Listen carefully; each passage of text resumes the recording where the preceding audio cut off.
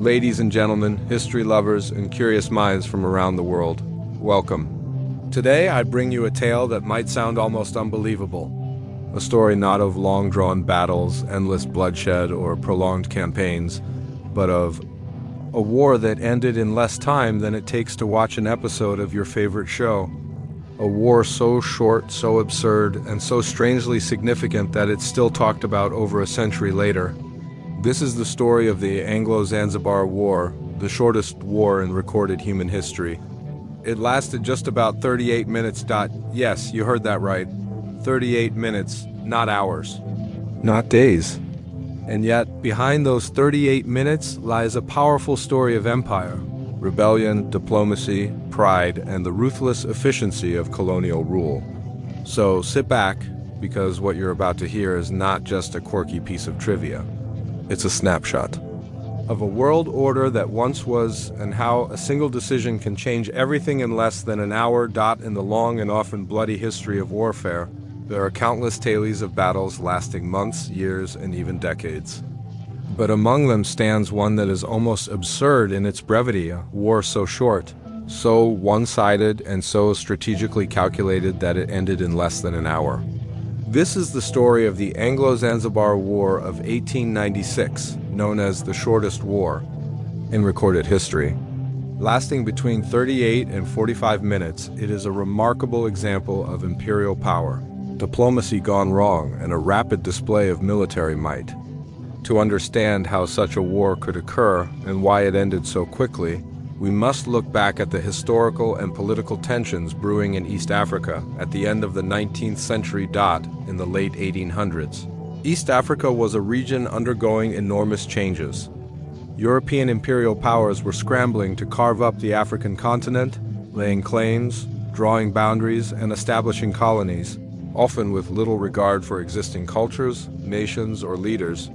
One such place that came under their influence was the Sultanate of Zanzibar, a wealthy island off the eastern coast of what is now Tanzania. Zanzibar had long been a major trading hub, especially for spices, ivory, and more darkly the slave trade. The ruling sultans of Zanzibar had strong ties to Oman and were of Arab descent. Though powerful locally, they were increasingly forced to bow to European powers, especially Britain and Germany, who vied for control in the region. By 1890, the British had made Zanzibar a protectorate through diplomacy and pressure. While the Sultan remained the symbolic ruler, real control lay with the British consulate.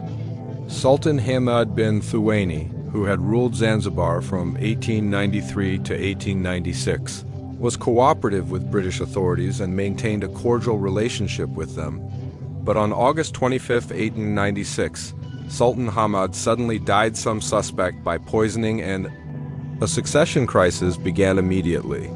Khalid bin Barghash, a cousin of the late Sultan and the man believed to have ambitions for the throne, quickly seized power and proclaimed himself Sultan without British approval.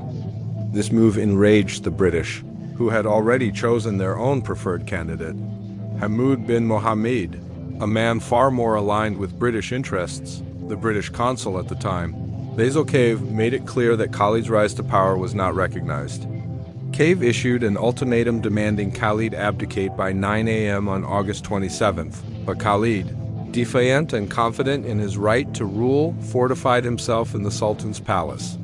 He gathered about 2,800 men, some of whom were palace guards, loyal civilians, and a few artillery pieces.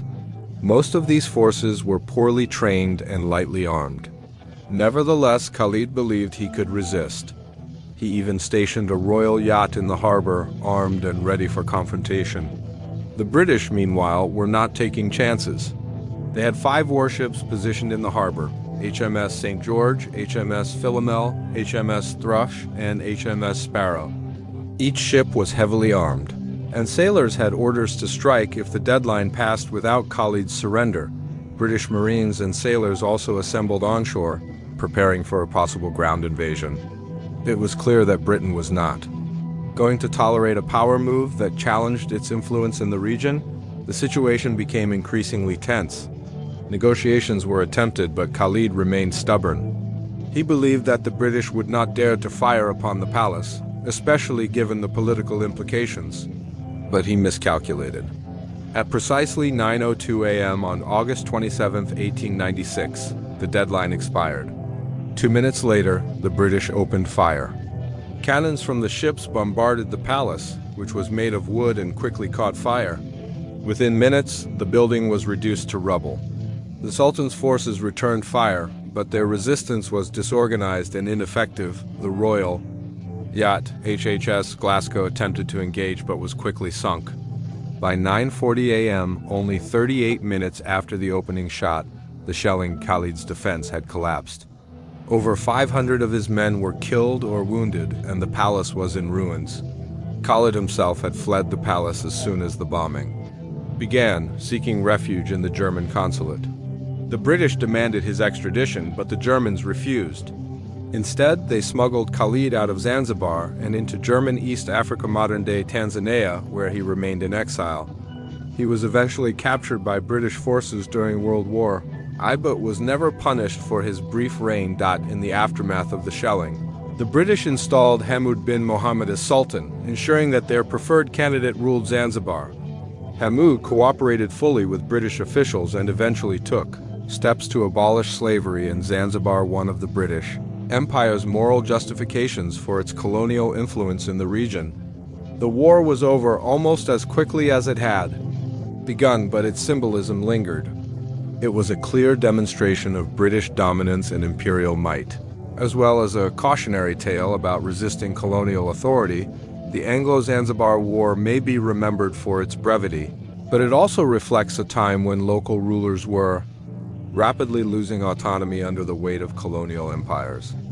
It underscores how European powers were willing to use overwhelming force to maintain their global influence, and how the balance of power had so decisively shifted in their favor.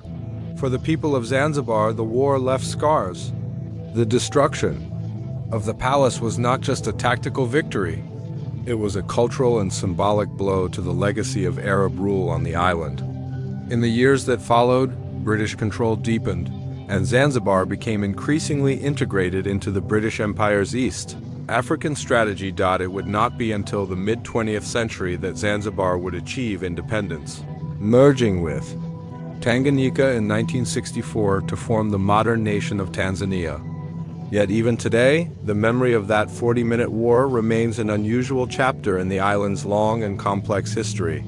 In the grand annals of world conflicts, where bloodshed often drags on for years, and peace feels elusive, the Anglo-Zanzibar War stands out not for its violence, which was nonetheless real, but for its absurdly short duration.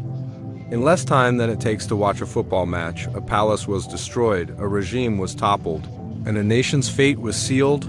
There's something deeply surreal about such a rapid descent into and out of warfare. Wars are typically remembered for their scale, their suffering, their sweeping political ramifications. But this one, brief though it was, offers a snapshot of the machinery of empire in action. It reminds us how fragile sovereignty can be under the shadow of greater powers, and how calculated diplomacy can turn into brutal enforcement with little warning. The fact that Khalid bin Barghash believed he had a chance, that he underestimated British resolve, speaks to the dangerous mix of pride and desperation that often leads to conflict. Had he bowed to British demands, the destruction could have been avoided. But in resisting, however briefly, he etched his name into the history books, if not as a victorious leader, then as the man who started and lost the shortest war in human history. The legacy of the Anglo-Zanzibar War is more than just trivia. It's a lens into colonialism's impact, a reminder of the rapid and sometimes absurd outcomes of imperial politics, and a historical event that challenges our understanding of warfare itself. In the end, perhaps its short duration is what makes it so haunting. A single decision, a missed opportunity for compromise, and less than an hour later, history had already moved on. Yet, the ruins of the palace, the records and dusty archives, and the name of Khalid bin Barghash serve as silent witnesses to what happens when diplomacy fails and might prevails. It reminds us that not all wars are long, but even the shortest ones can leave lasting echoes. In a world where we often focus On wars that span continents and consume generations, the Anglo-Zanzibar War offers a stark contrast.